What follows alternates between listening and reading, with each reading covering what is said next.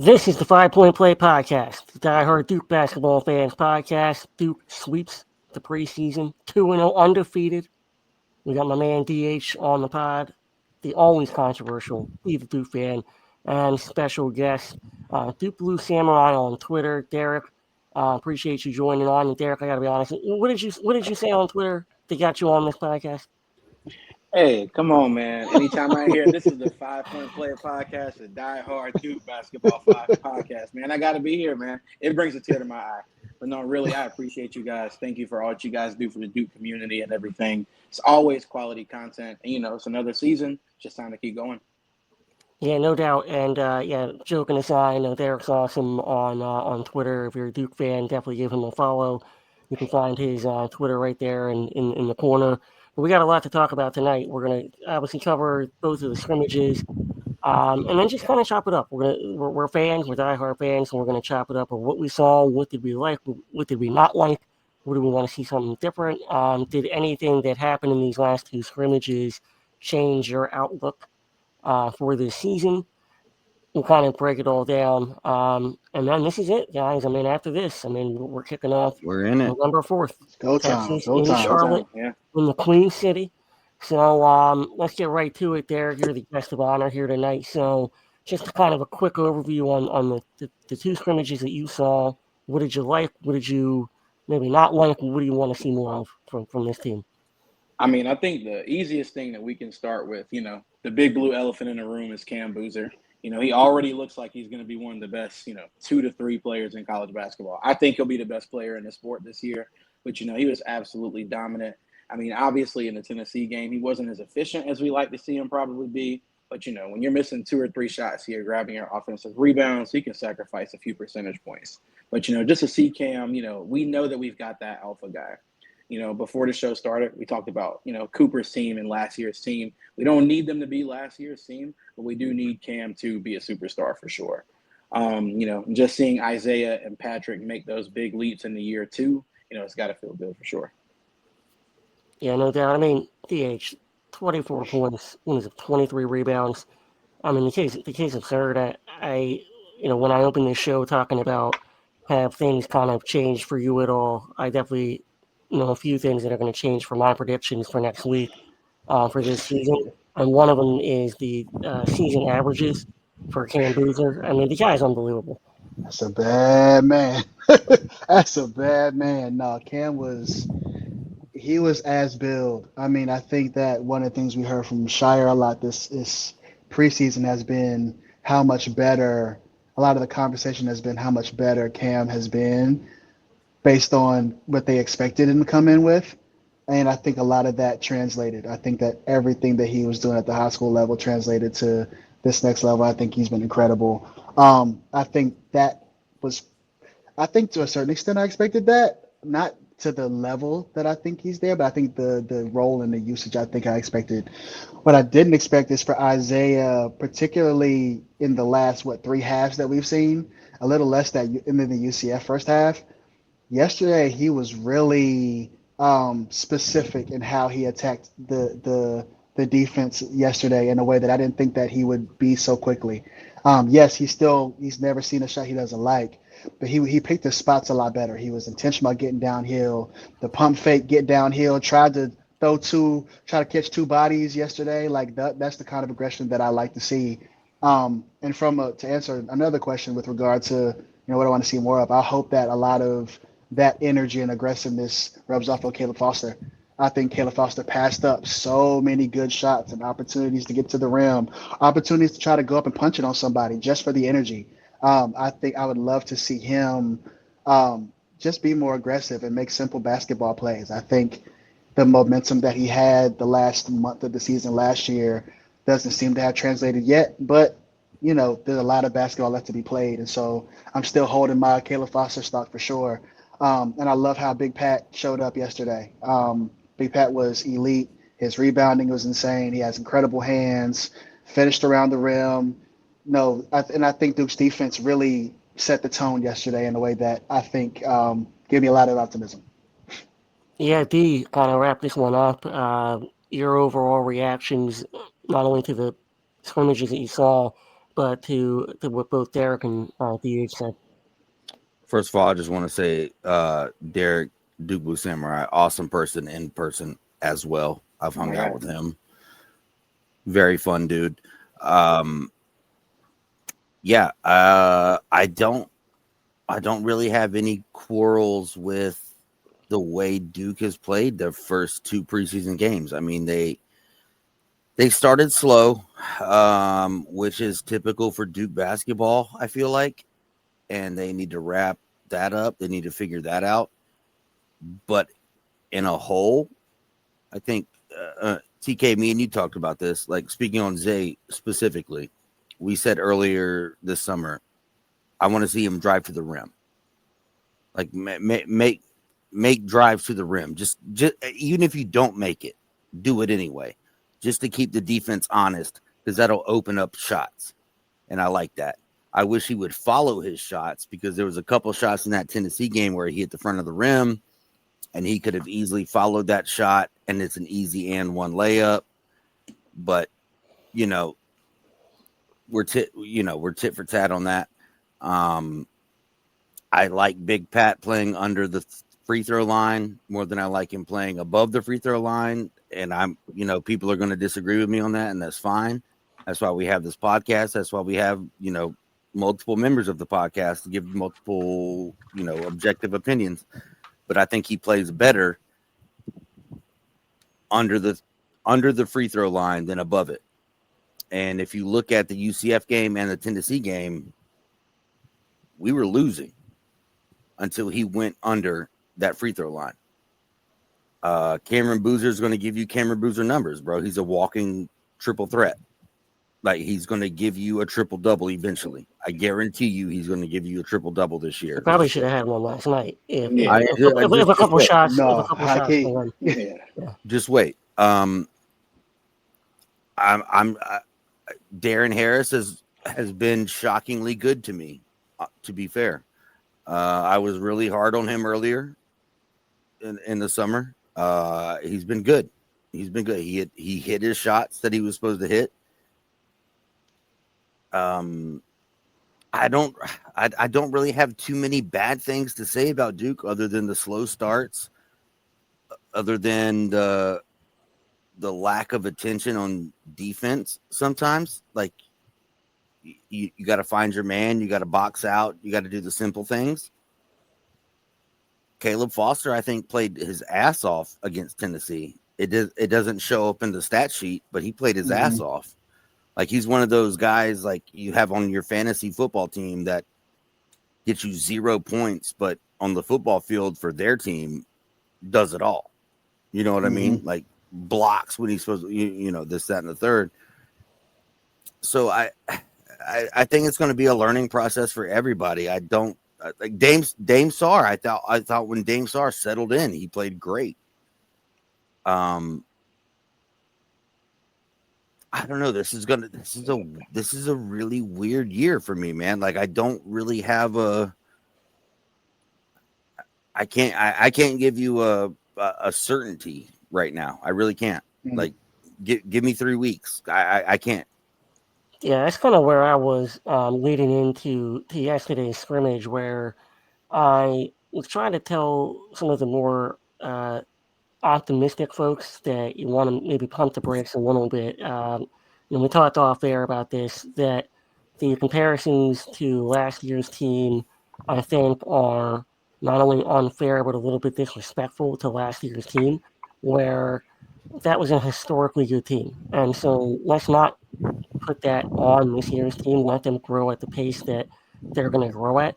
And I think part of that is that this team has to, I know we brought back 5 players, but that the 5 players that we brought back, let's be honest, they're all role players on last year's team. So, I know that Foster started last year, but at the end of the year, we know what happened. So, this is a completely new group, and as good as Cam Boozer is, it is not a point to where we want to be like, hey, Cam Boozer, go out and win this game for us. He may be able to do that, but I don't think that we want to put all that on him. And then, like you brought up, Dame Sarr, we haven't got Malik back yet. and I expect Malik to be there on Tuesday against Texas. So we have a lot of things that we're still going to be trying to figure out. The committee is still trying to figure out what his role is going to be. I think Caden is a guy that is. I love him coming off the bench. I think he's that perfect energy boost at the point guard position. It gives Duke a different look. So the more different looks that Duke has to throw at his opponents, I think that's just the better for Duke. And so, like when I looked at these two scrimmages, there wasn't anything other than the stat sheet and some of the wild plays that Cam Boozer did that was wowing me. But it was a lot more consistent, a lot better, a lot stronger than I thought they were going to be at this point. And so overall, I'm coming up a little bit more optimistic after the two scrimmages than I may have been um, going into them. And it's not like I'm down on this team. It's just I think it's going to take them a little bit longer. So with that, there are a couple things that DH brought up that I wanted to touch on. Obviously, there's the Foster aspect of that, but I want to go back to Slim. I loved what D was talking about in terms of driving to the basket. Commentators in last night's game even said it was in the second half. He had a shot that I thought he would take. I think the whole stadium thought he would take it, and instead he pump fakes and he drives to the rim. I don't even care if you get blocked. Just the fact that you're going into the lane and saying, "Fuck it, I will throw this shit down." I think that is a huge maturation step for Isaiah, and it just kind of gives you a little bit of insight into what he's going to be bringing this year, which we kind of all questioned in the offseason. Oh yeah, for sure. First of all, I don't think Isaiah Evans took 8 free throws in a game at all last year. I don't even know if he took 8 free throws all season because he wasn't going to the basket. But honestly, man, Good point. To just see him be so, aggressive and intentional was really good to see. Isaiah is an NBA talent, but there's also 300 guys in this country that can run around the perimeter and hit open three-pointers. Obviously, he's a crazy shot maker with difficult shots, but there's a lot of guys out here that can shoot. So to see him actually be willing to put the ball on the floor and go to the basket is really good to see. I feel like it's kind of like a football analogy. You keep running the ball, and eventually you can take the top off when you throw the ball down the field. And I feel like that's what's going to work out for Isaiah is that he can get to the basket, and then, you've got to, scout for that as well, and then he's going to get those open shots. Yeah, you give a little jab, they're going to drop back, and you're gonna have that just enough space to hit that three. I agree. Like all I wanted him to, and TK, me and you said this. I didn't want him to just be a dribble drive, I'm gonna dunk on you threat. I just wanted him to have the ability to do it. And for the defense to be like, okay, he could potentially take me to the rack.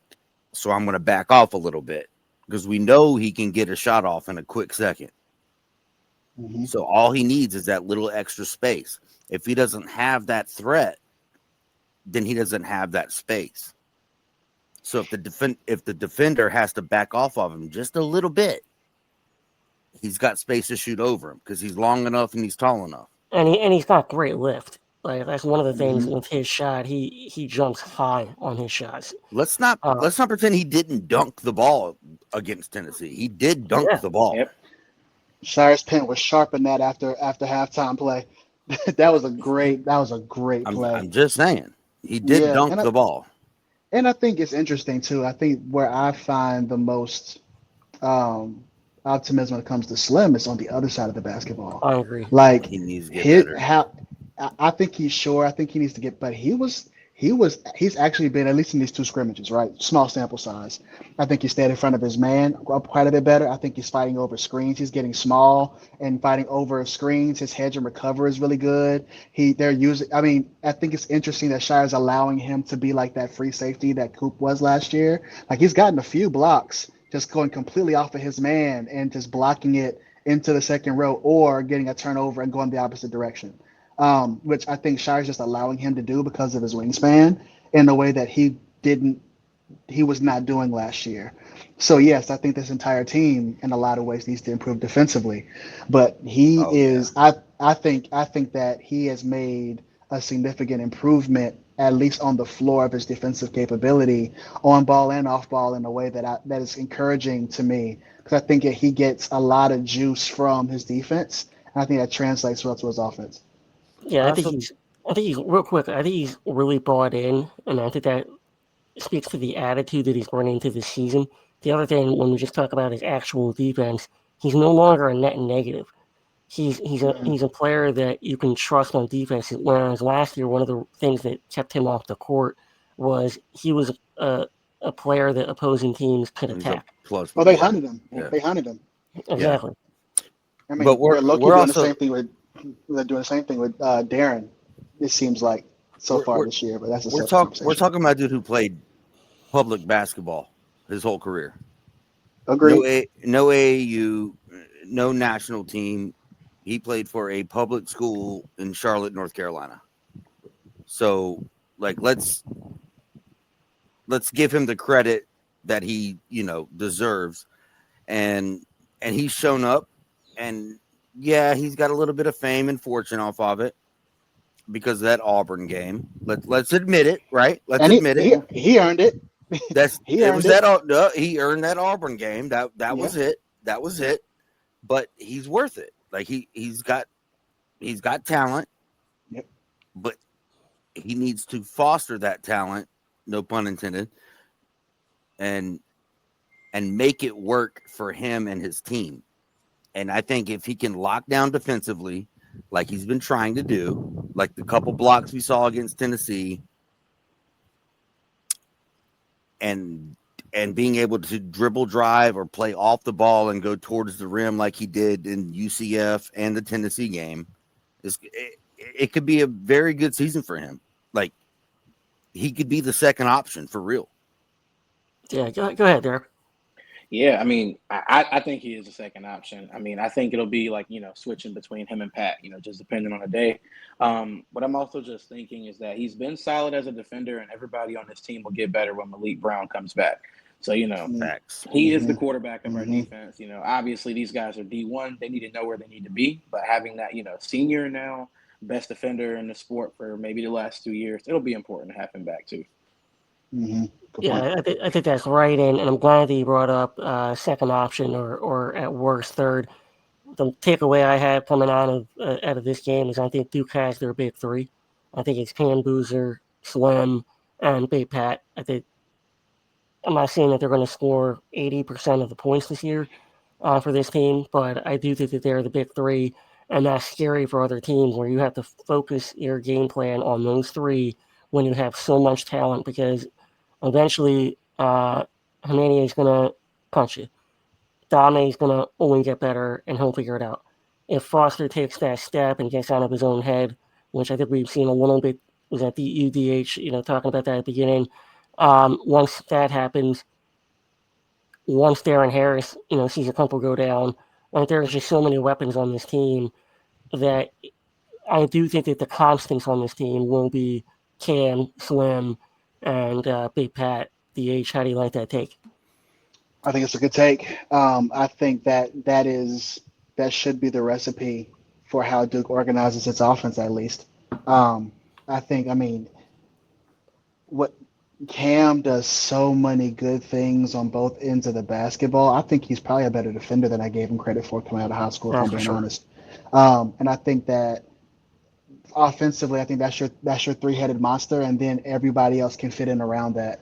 And I think that John, in the absence of showing too much game film, I think I have to remember the fact that these are two scrimmages where they share, listen, we're going to go to these actions. So in lieu of scouting, it's personnel, but it's also like here are maybe the five options that we're going to run all game, and we're not going to get away from that. And I think that Scheyer has learned a lot from last year in these similar games where I think he let them go too much in their flow offense, that structured randomness, and it got them so far behind they couldn't climb back in it with enough structure. And I think that structure is probably going to be there in ways it wasn't last year. So I think John's also getting better. And I think that's also a piece of this that I don't think we're giving a lot of credit for. Is John is in year 4, and he's also just getting to the point where he really wants to be. And so I have every expectation that those three will be great for Duke this year. I think they're going to have to be consistently good for Duke to be successful this year as well. Yeah, completely agree. The what do you see on that take? Because I think one of the things that I like about it, obviously, is my take, so of course I'm going to like it. But one of the things that I like about the take is that we have so many elite players that can then fill into these roles. That if you have elite players, elite capabilities for not only scoring the ball, but getting out in transition, playing lockdown defense, getting steals, and they're now your role players, that's now going to elevate the ceiling of this team to a point where the people that are talking about this team getting further than last year could come to fruition. Well, first of all, kind of like DH said, I was talking to my boss man today. We were at work, and I said the first two scrimmages, the first half, John just rolled the ball out there and said, "Go play basketball." Yeah. They were sloppy, and it was literally pick up basketball. John didn't get off the bench. John didn't do shit. Second half, John was like, "Okay, now we're going to do it my way," and it showed. And what happened? They won. So John is absolutely the dude. This team is still different for me. Like, I really don't. Yes, I agree. We have a three-headed monster, but I don't think we've seen the best of Wilkins yet. I don't think we've seen the best of Dame yet. I don't think. I mean, what does this team look like when Brown comes back? Like, what? The what ifs are like, we've seen the ceiling, right? Mm-hmm. Well, no.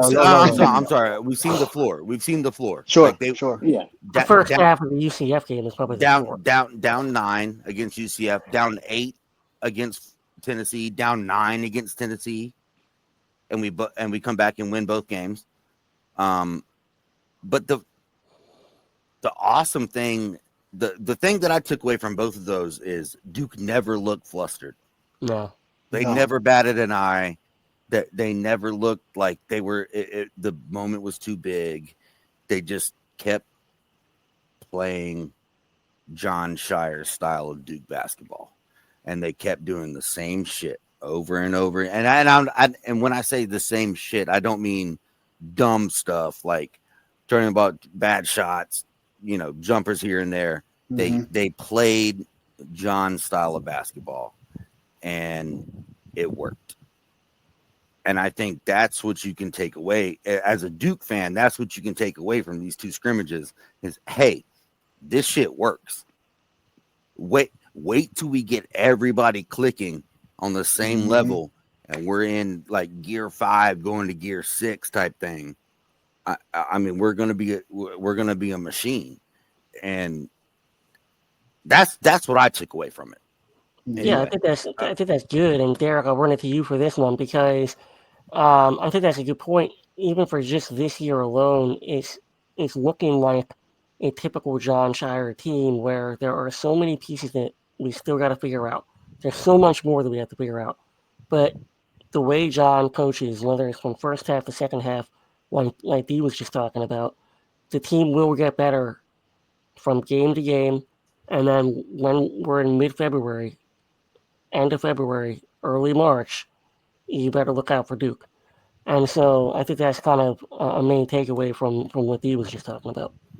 Yeah, like I think the good thing for us is that, we love Coach K, obviously greatest to ever do it. But, those last 5, 6, 7 years of him being at the helm, there was a lot of Duke peaking early in the season. We can always refer back to 2018, beating Kentucky by 7,000 points and honestly not really getting much better over the course of the season. Every single Jon Scheyer team has gotten better from game 1 to whenever the last game of the season is. So, I trust him to do this. Pat and Isaiah, I think they've got the personalities to really fire up this team in a way that, Cam is the quiet reserve guy, maybe won't do, or, maybe bringing some life out of guys like Caleb as well. But, I trust John. I think he's going to get this team right. And, what we see next Tuesday against Texas, might not look anything what we're looking like against Florida in December. But, I trust John. Yeah, at this point, you gotta trust John, and I agree. I think that one of the things that I love that the analogy made that in the first half, it's like, okay, go ahead and roll it out. You guys do your thing. The second half, if it's not working, we're going to do it my way. Is that not what happened? That's what I Yeah, saw. You're right. I think that's a good observation because after the game yesterday, Jon Scheyer press conference, he said he wasn't calling anything, and I think that's probably right. Um, and that's honestly by design. DH, you hit on that because we'll see. It'll be interesting to see Tuesday. How much is he calling? How much? Because I think that also with this team, and this is another good football analogy. When you have a young football team, you don't want to throw too much at them. You want to get them to be good at what they are in little doses, and let them excel at that, and then add more to the playbook. More wrinkles, different things like that. So, I think for me, I think that might be what John's doing with this team is just in phases, introducing a few things at a time. And part of that gamesmanship too. You don't want to show your entire You playbook. don't want to show your whole hand, but I don't think they're that young, to be honest with you, TK. If I'm going to be honest, Sure. I don't think they're that young. Cam Boozer looks like a veteran in the NBA right now. You could plug and play him into any of the 32 teams or however many teams I think it's 32 at this point. I don't know, but I don't think they're that young. They're not a young team. I think Wilkins is the youngest dude on the team, if I'm not I mistaken. mean, they're certainly not young-minded. They don't play that way, Yeah, and they I don't think play. I think to your point, D, like they have a maturity. Like when you mentioned that they just weren't rattled. They walked into 21,000 fans in that bright orange ass gym and said, Down "Okay, 11, down we're down 9, down 11. Like, 8. okay, cool. Like we're still here to take your lunch money." And I They mean, didn't even get shook, dude. That and was so impressive literally, to me. and then by the time you get to the last 7 minutes when Tennessee just couldn't score, they just were they were exhausted. Gillespie was like slumping his shoulders. They were rolling their eyes like they took their souls. And I think that's a mark of a great team to just stick with it and like to bully the bullies. And to go back to one of your points that you made, TK, I think John is definitely using the first half to just roll the ball out there and see what their read and react is, for sure. And I don't necessarily think that it's from a perspective of you guys want to play your way and not my way. It's Right. like a let me get you to No. practice this thing because also when you think about March, right? You scout. There's tons of game film you're gonna scout. Last year it's cross screen, down screen. Khan is coming up and shooting the shot, or you can invert that with Cooper. They can either take that jump shot, get downhill, flow right into a ball screen, right?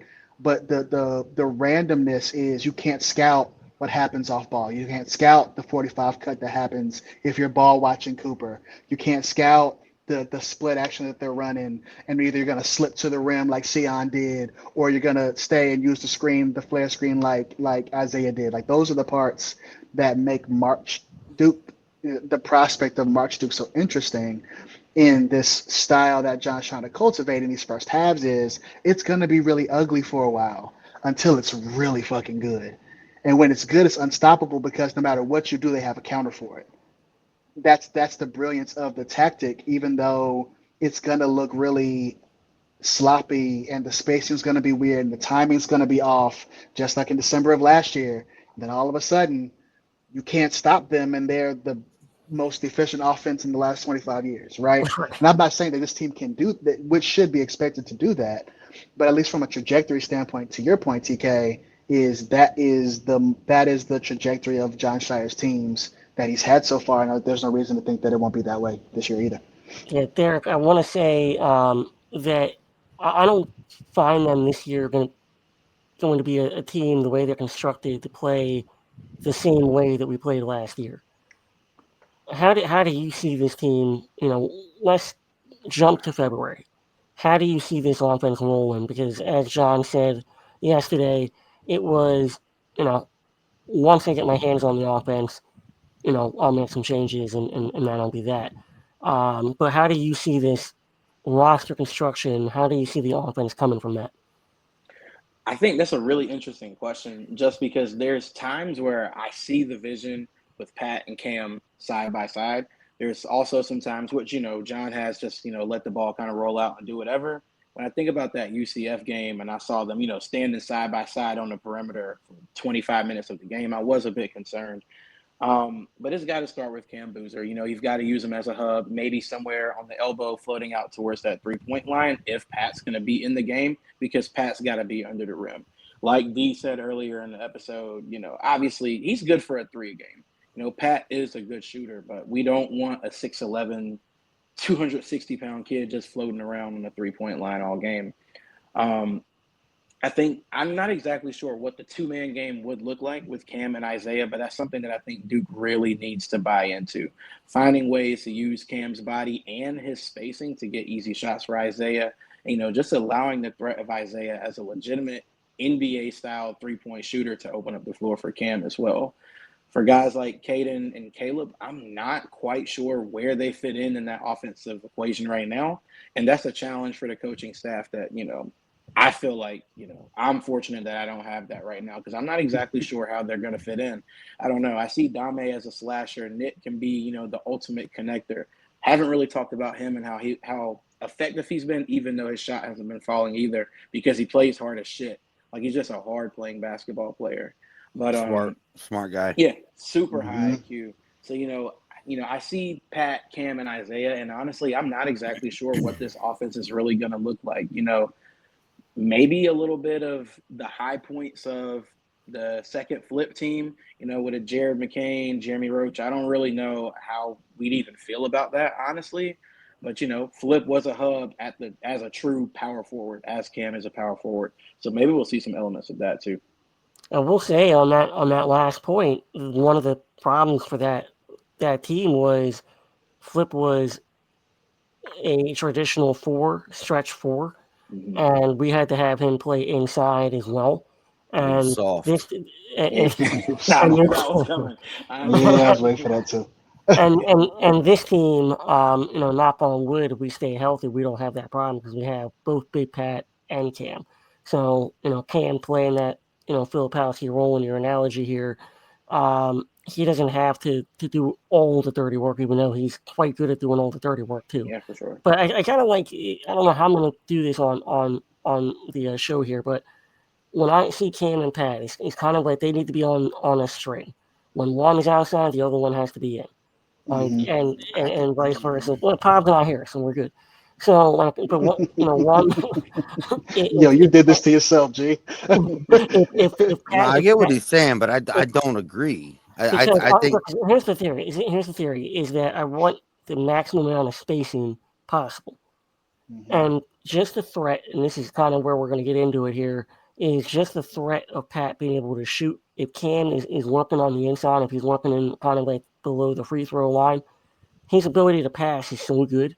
His ability to get his own rebound is so good that having Pat away from the basket, not drawing his defender to Pat, I'm okay with that work.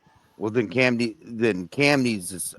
I didn't mean to interrupt you, but then Cam needs to stay outside, and Pat needs to get down low. I think that's going to be the majority of what you're going to see. And to multiply that, if Caden Boozer gets this much better on defense, because Caleb Foster played outstanding defense against Tennessee. I agree. Outstanding defense. I agree. He's a really outstanding defense. He was much better off ball yesterday too. But I think Caden Boozer played better. Interesting. So not better defense. No. Here's my clarifying question. Do you mean in the sense of individual play or how the team looked with them on the floor? Or both? Okay, both. Fair enough. Both. And my hot take this summer, and TK, you were on the show when I said it, was Caleb Foster was going to be an ACC Player of the Year, or our first team ACC. Yep, that was your hot take. That was my hot take. And after seeing Caden Boozer for 2 games, I'm like, start him. See, so I would. So I'll ask you this. I'll ask you this, DH. How long until Caden Boozer starts at point guard? If it happens, it's going to happen in December.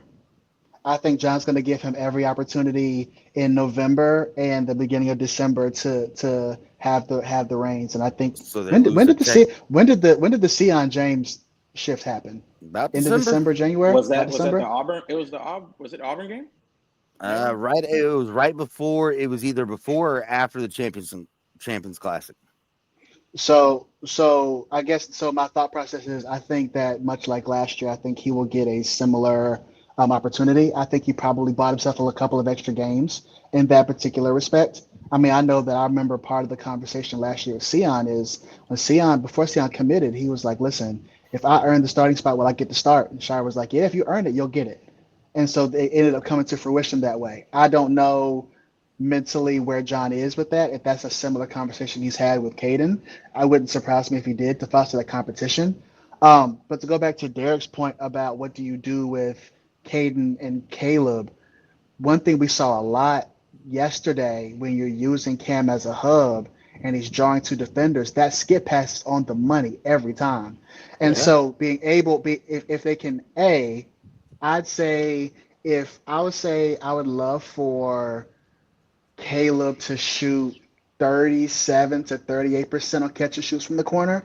I'll even take 35 to Hell 36 yeah, from me Caden, too. right? Because if they can do that, then what happens is they can pump fake and drive the second side. And now all of a sudden you have so many options on the opposite wing. Dame can flash. You've got the dump down to Pat or Kate. Like I think that's how that works Holy schematically. shit! If But you're they have shooting but they have to. 35 to 38%, you're an all-star. Are And you I kidding mean me? I mean like this what like Zaya shot 42% last year on catching on threes, with 47% on catch and shoots. Like it's not out of the realm of possibility. And I think that Caleb in particular, he took his 1 3 and he banged his 1 3. And I think that if he can get more aggressive and have that mentality to take the damn shot when he has it, the first So time instead of jabbing and stutter stepping and with that then UCF game, we look back and you're like, ooh, I mean, I'll say it this way. I think the best version of Duke is going to require an aggressive Caleb Foster. He can't second I guess agree. himself. I And I agree. think that in those situations, if you have that three-headed monster of Cam, Pat, and Isaiah, then the other role on the opposite wing, the weak side of that, is that weak side corner to be able to shoot or to be able to drive that closeout and create numbers advantages, which John loves and Evan Brads loves in particular. That's the best Caleb Foster. The dribble drive, kick out, or the dribble drive and one situation. He's got to That's the take them. best. That's the I best Caleb agree. Foster. He's got to be more aggressive. He's got to do it. He's got to be more But aggressive with the ball. that's Yeah. up Yeah, here. It's it's mental. That's, 10 I, years. It's I mean, mental. that's how I opened this Yep, whole thing it's up, 10 saying years. that he's got to get out of his own way. But Derek, And, I'll let and you I weigh in really on thought this. he was going to. Yeah, Derek, I'll let you He weigh in might on this. still. Yeah, I'm maybe Um, rooting for him. maybe He John got it. said don't. I don't know. He's got it. No, for real, for real. Maybe John said, "Hey, don't show like TK said. Let's not show our cards I don't know that would be one in that I would hold damn back though, because I October." mean he's one that you want to get going early. And I'm not necessarily saying in a particular game, but you want him to if you want him to be a leader of your team, you want Mhm. him to do that right away. I don't care if it's a scrimmage or not. Like I think you every player is different. I do want to go to Derek though because can still lead a I want to get team I want to without get his thoughts. starting. Quinn Right, Cook did the same thing. right. All right, go ahead, Derek. Yeah, I mean, I'm rooting so hard for Caleb, man. Same. I really just hope that everything's mental for him, honestly. He's one of the more talented guards, we've had recently. He's got the size, 6'4", 6'5", playing these different roles in high school. At one point, he was a distributor. Another point, he was a scorer. When he came in as a freshman, he was a great catch and shoot guy from the three-point line as well. And last year happens, and, I'm rooting for him. I don't think we even need him to be, a guy that can give us 12 to 13 points a game. But at this very moment, if he can give us a respectable 7 points a game with bulldog defense, he's a great rebounder too.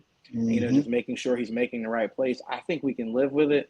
DH, like you did say, though, I think aggressive Caleb Foster is the way to go for us. I think that, Isaiah obviously is better at putting the ball on the floor. He's improved, and Cam is going to do his thing, and Dame or Nick will too. But, while we don't need a pure point guard, but guard play does win in March. Mhm. Mhm. Walter Payton says hello. The guards on Houston that busted our ass in the second half say hello, and, we've got to have some guys that you can put the ball in their hands and, they can go make it happen at the end of the game. So The in, hopefully the Caleb can get there. inbound line busted our ass against Houston, but I'm not That going to talk also, about yeah. that. So the we freak loss. digress. Can't even get the ball in it. I'll say I'll say this though. I think it's a good question to have is you put everybody on the mark right now, and I know we're going to do our predictions next week, but Mm. when do you believe Caden starts? And for me, I don't think that he will. I do Mm. believe I have enough faith in Caleb Foster that I think he will be the starter. Respect. Um, so I'm going to stand by Foster. That's my maybe that's my hot take is that I I don't think think it's hot. Yeah. that Foster's going to start all year. I just My I think hot his take was he defense. was I think all his defense. ACC. Shit. Right, but Yeah. you kind of posed the question, Yeah. of when. So like, when do you, or if I guess, when or if do you see Caden overtaking Caleb Foster? I think Caleb's going to keep the spot all year. For some reason, in an alternative timeline, I see Caden getting his first start against Florida as well. So it's either Caleb starting the entire year or Caden takes his spot on December 4th or whatever. It's got to If be you one of get to those two that things. point, yeah. It's one of the You two. know, I don't know. I don't know why, but All it just right. feels like that's going to be the time for it to happen. But I think Caleb holds on for the whole season. So you basically said zero on The Price is Right. Yep, I sure did, man. Keep it Zero. conservative. Zero. $1. All right. I want Caleb to do Caleb Foster things. But if he can't do Caleb Foster things, and if Caden, I'm telling you, if Caden Boozer plays this much more defense, There's a lot of ifs. his job is fucking gone, dude. I will say, I The don't know. I the, feel the like, team moves so much more fluidly yeah, when Caden is on the floor, man. They yeah, just look so much better. They're faster, they're quicker. The passes are crisp. The shots go up. The rebounds are getting grabbed. Like it's up and down. Foster's slowing it down, like it's Princeton or something. Like I don't know. It, Yeah. and It's I hate to interesting. say it. No, I don't think you're wrong. I think that you're spot on with how like the team looks with Caden. What I will say is on the defensive side of the basketball, though, right Needs work. now, for Caden, it needs work, and he has all the tools. Like he's Sure, strong sure. enough, he's tall enough, he has the brain power, IQ enough. Like I don't worry about what's between the ears. I think it's the experience factor, and like the game speed. And I Yep. think that for that reason, because John is so hell bent on having the best defense in the country, that's almost why I think that Caleb's going to still start all year because he gives you that That's fair. defensive floor in a way that, and even if Caden gets 5% better on the defensive end, why not have that in your second unit when you're trying to feed Darren Harris in transition, or Oh, when you're trying to, he'd I cook mean, on the second unit. and that's what I'm saying. Like, and if this goal, if Shire's goal is to have this incredibly versatile kind of like Legoland, put different pieces in different spots to create different moments. I mean, knocking on wood for injury, making sure everybody stays healthy, right?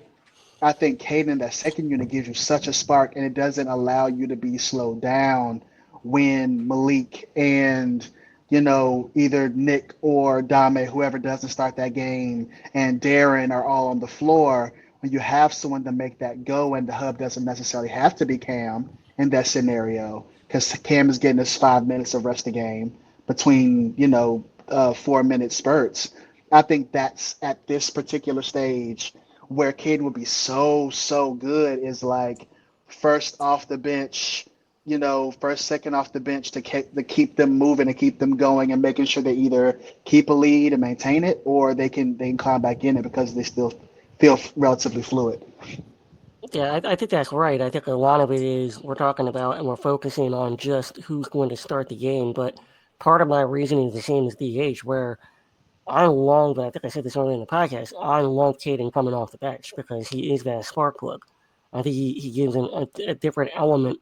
And we talk about Cam being the hub at pretty much 95% of the game, but when Caden's in there, he can be the hub because he not only he knows his brother better than anybody. They played together their entire lives. But I want them And together. well, as I'm saying, they're going to be in Mhm. together.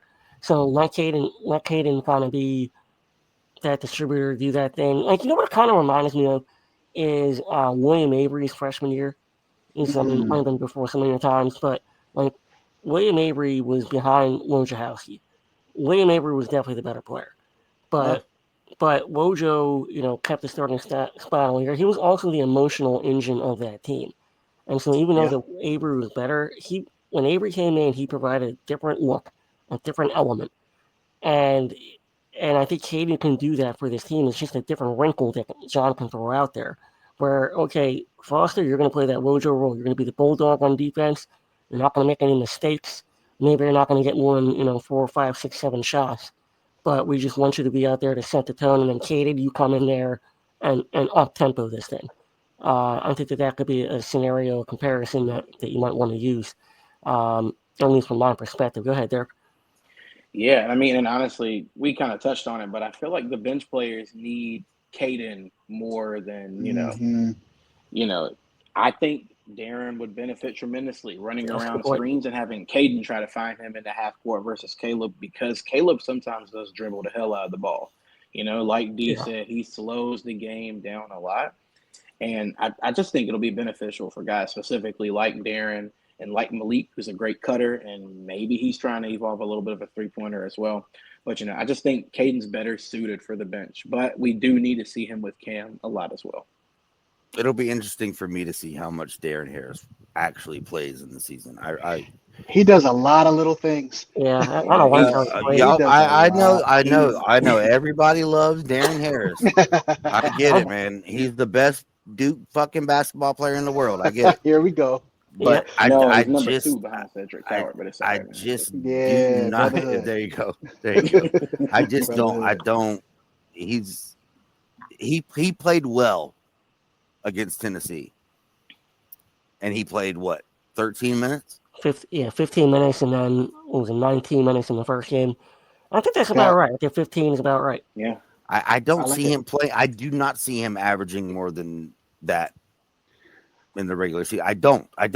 Once everybody's healthy, once everybody's back, once they get rotations installed, I Yeah. do not see Darren Harris playing that many minutes, man. And I'm probably going to get yelled at by AC tomorrow. But like if I'm wrong, I'm wrong. Like I hope the dude scores 30. Like I really do. Because he's been there. He's gone through the motions. He's toughed it out. He's could have transferred and made a bunch of money, but he stayed at Duke. I don't see where his game fits Duke basketball. Like he doesn't really. I think it fits Like he in doesn't fine, play but I good don't think defense. He doesn't drive the ball. He he's going to shoots be. threes. He's going. Yeah, well, that's what we're asking him to do is shoot threes and play decent That's enough defense. I think you're looking at. I don't think you're wrong about the minutes portion. I think 10 to 12 minutes is I don't probably think he right. plays that. Maybe not. I'll disagree with you, D. And my question, I know that you've been you've been holding a lot of stock in Sebastian Wilkins as well. And I know that so I'm going to marry that point with this one. Do you feel like the minutes that we think are going to go to Darren will end up going to Sebastian, or do you think he just shortens the bench in that situation? I hope they go to Sebastian. But I also think they shorten the bench to 8, like we've always said on this podcast. This Yeah. shit goes to 8, and I don't think And he's then, involved in that 8. okay.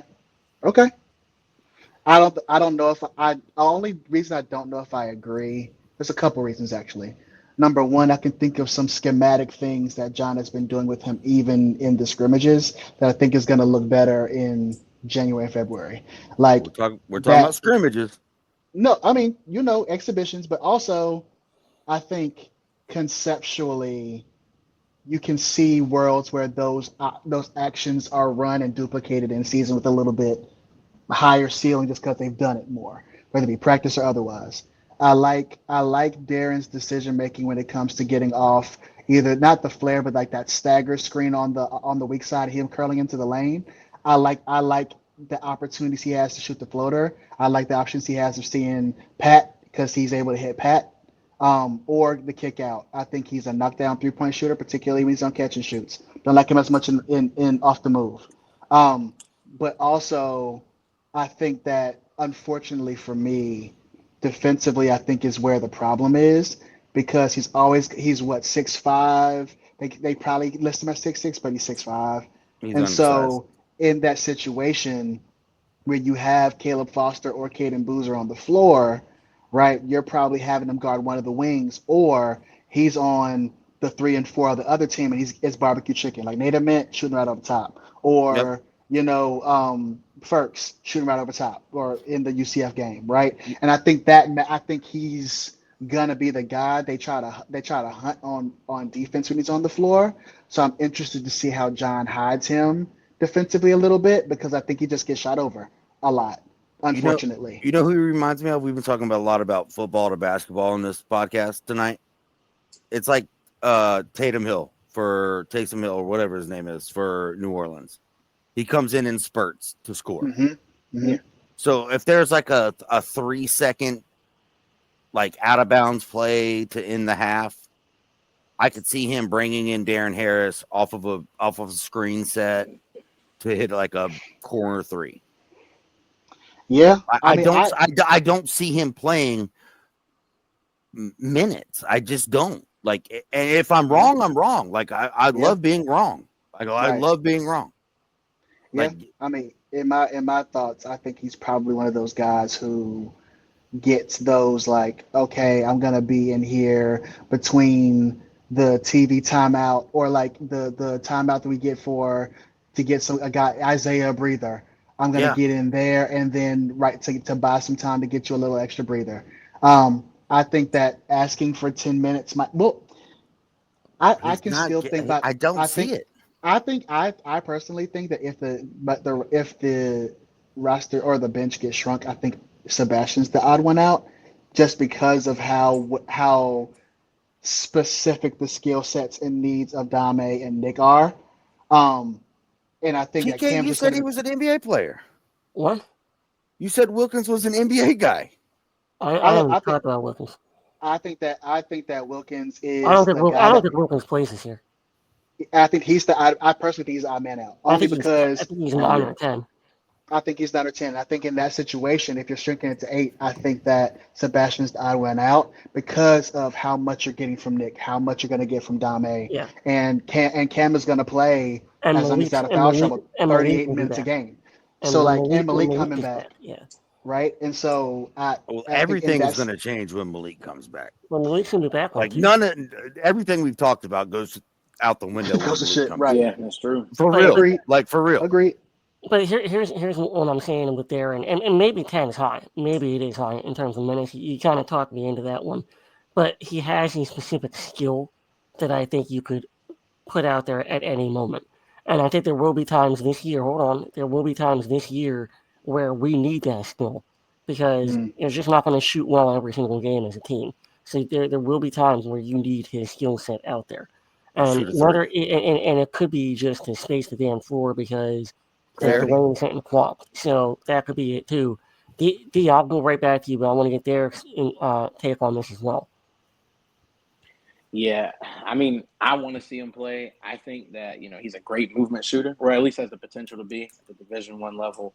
And I think the way that he moves off ball can reminisce that of a pro. I think just the way he mm, can see the floor, that vision might be there. I don't know if he's going to end up playing. Thinking about that 8-man rotation, him and Sebastian, to me, they might end up being 9 and 10 because Malik's obviously not going to be out of the rotation. no shot. Whoever's not starting between Nick and Dame, neither one of those two are going to be out of the rotation, and you're probably going to need Caden as well. So I got to look at the roster and see. I feel like 10 minutes maybe, That maybe shit's 10 tough. minutes. That's It might Yeah, It's be, a it hard might, I rotation to got to 10, look crack, 10 at it. might man. be high. I may have That's overthink. tough, Yeah, dude. That's tough. I mean, it's don't just tough disagree. to Yeah, come by. It's a 40-minute game. You can only have 5 people. 40-minute game, and you got 8 True. guaranteed. Yeah, So 200 you're minutes right. to split. I mean, Yeah. I could see us and Nick scenarios, right? Like in the things that like Isaiah picks up 2 quick fouls trying to stay in front of a guy, Sure, right? Like sure. Okay. which is gonna happen. I But think those are And that's he why he scenarios. had when he you had 3 fouls in the first half against Tennessee. right.